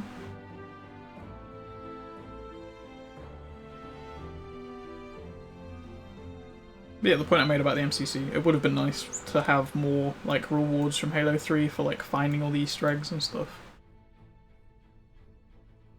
Like just giving people that got all of the monkey collectibles on the first level like a banner with the monkeys, or you know, getting all the terminals, something fancier than what they actually gave, because some of the nameplates in the MCC seem really basic for what they are. Like you get rewarded for beating Halo 3 Legendary in under 3 hours, which isn't very difficult, by the way. Like, the whole game on Legendary is like 4.5, if you know what you're doing. And then you've got beating it in under 3 hours, and all you get is a Platinum Halo 3 logo. Which looks worse than the gold one that you get for, like, beating a certain mission. Oh, well, I think beating the campaign on Heroic or something. Or maybe even beating on just Legendary, I can't remember. But you get better rewards for doing lesser challenges. It's so good. And I feel like it's just kind of... There wasn't a lot of effort put into some of those, where it's literally just like, oh yeah, you beat this mission in under so many hours, or under, like, you beat it in part-time, oh yeah, here's a rocket launcher nameplate. Like, right, I spent the entire mission driving a mongoose, why do I want a rocket launcher? Like, you know...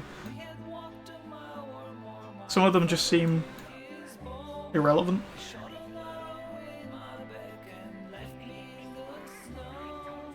I feel like the under 3 hours thing for Halo 3 should have been the Arby-in-Chief nameplate that they gave you for just playing during the, like, whatever it was, the launch week for Halo 3 on PC.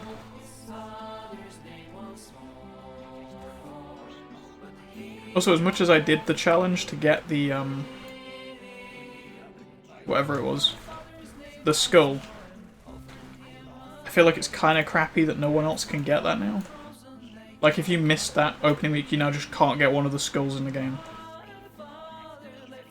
You know, those collectibles that are in every single Halo game? You just can't get one. It seems kind of dumb.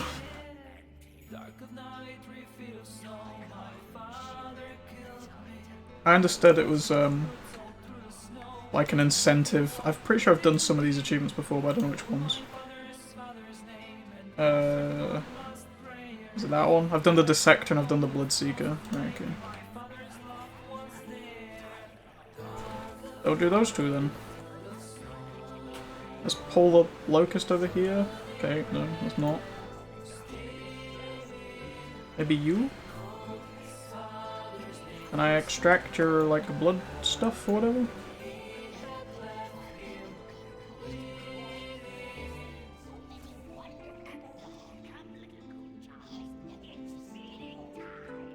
I can't remember how to do it. Oh, it's the red spot on the floor, right. Okay. You have to just do it quickly.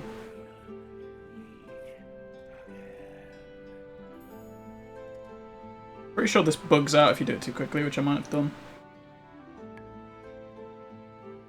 I could summon an immune version of that to fight on my side too.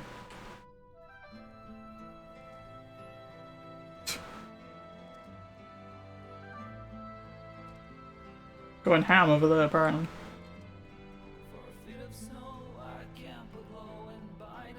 I'm really hoping this isn't one of those ones where it just instantly kills you if you've done it too quickly, because that's real dumb. Yep, it instantly kills you if it dies too quickly. And now I apparently can't respawn. I fucking hate dumb shit like that in this game. This raid is already excessively long as it is. Oh my god, where did it put me? It put me all the way back here? Yeah, this raid is already longer than it needs to be, and then they have dumb bosses that bug out if you kill them too quickly, and it instantly kills you. Cool. We couldn't have fixed this problem, like, a year ago? Maybe? Just a thought.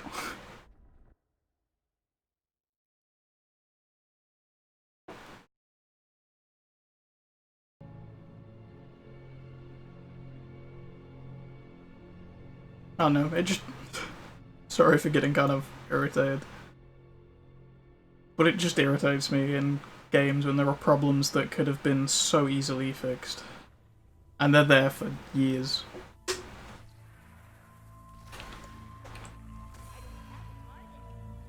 I can go off on rants about so many games that do shit like that.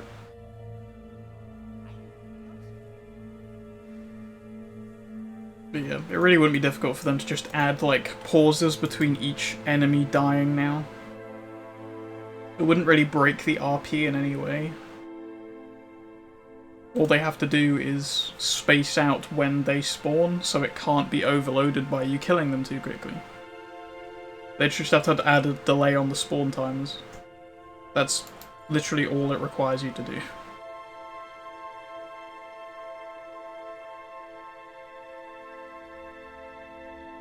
Now I have to wait for them all to respawn before I can do things. Oh no, wait, it's just the crystal. Cool. It's not one of those dumb bosses, at least. That's an upside.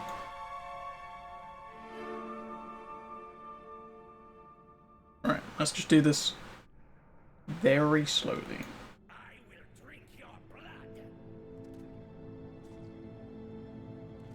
Cool. This is me auto-attacking.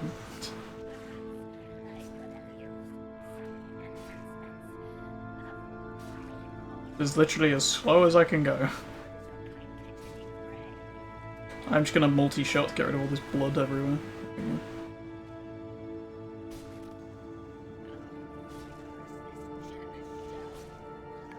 Oh, I see they heal if one of them's alive long enough. Interesting. That's a cool mechanic. Kind of want your ability. Whatever it is. Can I have it, please? No, apparently I can't. Why am I over here now? Why did my directional thing, like, change? Oh, now it's a bullet hell. Interesting. Oh. Well, hopefully that didn't fuck me by that going off. Oh, cool. I didn't even get to pick up an ability. I hate this raid so much. Oh, I'm gonna get the Mount of Garrosh this time and I never have to come back here. That's what's gonna happen, because I don't want to come back here.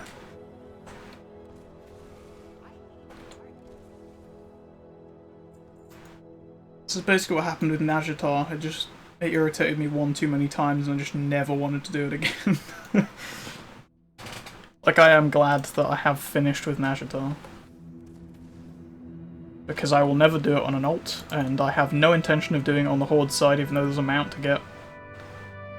Because I just don't want to do Najatar stuff.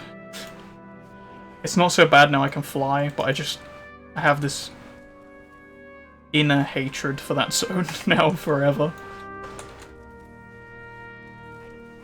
Just because of how much it bothered me when I was leveling. Because of the horrible gear scaling, and then also the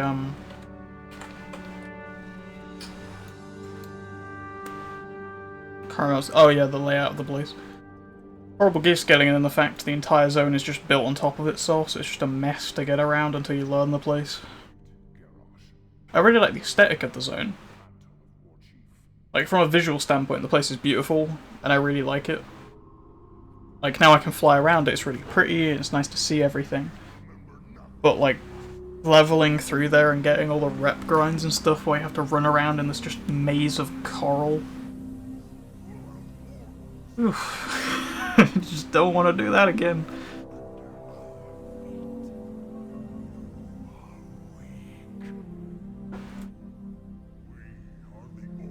I know I don't have to do that anymore if I want to run through it again on the Horde character, but it's just I still have to do the entire rep grind again and play through all the storyline there on the Horde side. It's just kind of a pain in the ass, to be honest. I died twice during this dungeon, so I have to spend 128 gold to repair my armor. That's not fun. Let me hurry this up, Garrosh. Just maybe a little bit. Can I, like, set it to Japanese or something, so it, like, they all talk faster?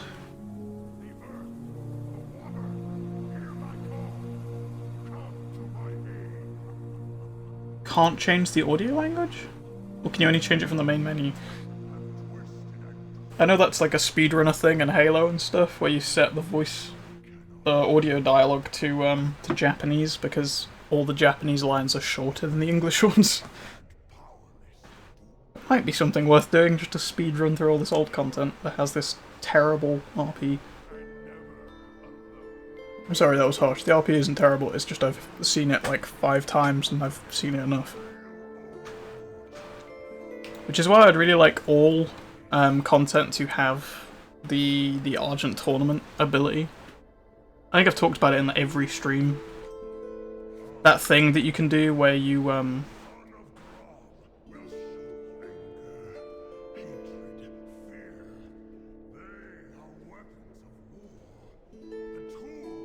you gonna do your rolly ball thing, or have I like skipped it by getting everything immediately? Who cares? I just want you dead. I'm done messing around trying to get glory achievements now. I'm just gonna kill Garrosh.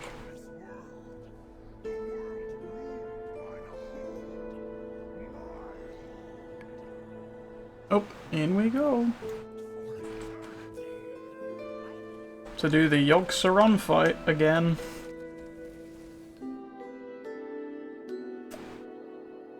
Because this definitely isn't just that same thing.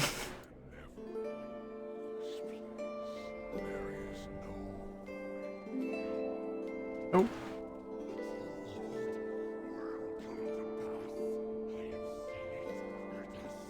Yeah, it's literally just the, I feel like I should back up out of this, you know? Seems like a bad time. Don't you want to pull me through to, like, Stormwind or something?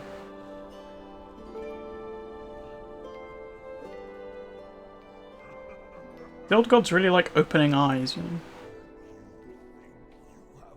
Guess that explains why they have eyes everywhere.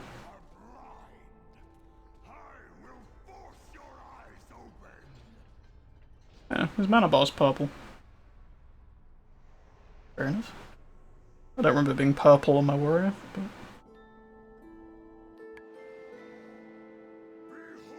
It's a cool shot, to be fair.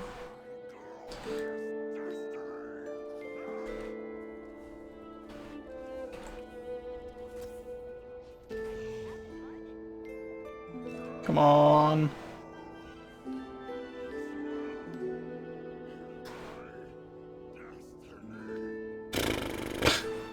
Fuck's sake. Well, at least I got the weird flesh-coloured Gorehowl to go with the purple and blue Gorehowl. To be fair, that is a really cool axe. Oh wow, what is that axe? That would be cool for my my Dark Iron Dwarf. It's an axe made of lava. I think I have my oh, I can't look at them on this character. I've just got Garrosh like humping my face currently.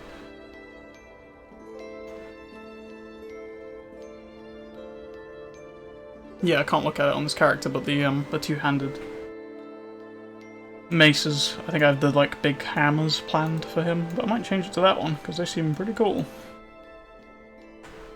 Anyway, guys, apologies for the kind of disappointing amount of mounts we got this stream, but we did pretty good. I was gonna round that out at the end of the stream, but kind of want to go do something else for a bit, to be honest, because this was kind of draining running this. I really just don't enjoy Siege of Orgrimmar, like, at all. I don't think I'm going to be doing this on stream again. I'm pretty sure this entire raid took us an hour, and the other two were like half an hour each. To be fair, I do only have to run like 2 bosses and throw in a thunder, but still, this was a chore, honestly. I really don't enjoy this raid. But thank you guys for watching. We'll be back again tomorrow, hopefully with some Dark Iron Dwarf. So that'll be a nice like change up of stuff. I hope you guys enjoyed this so far, and I will see you again very soon.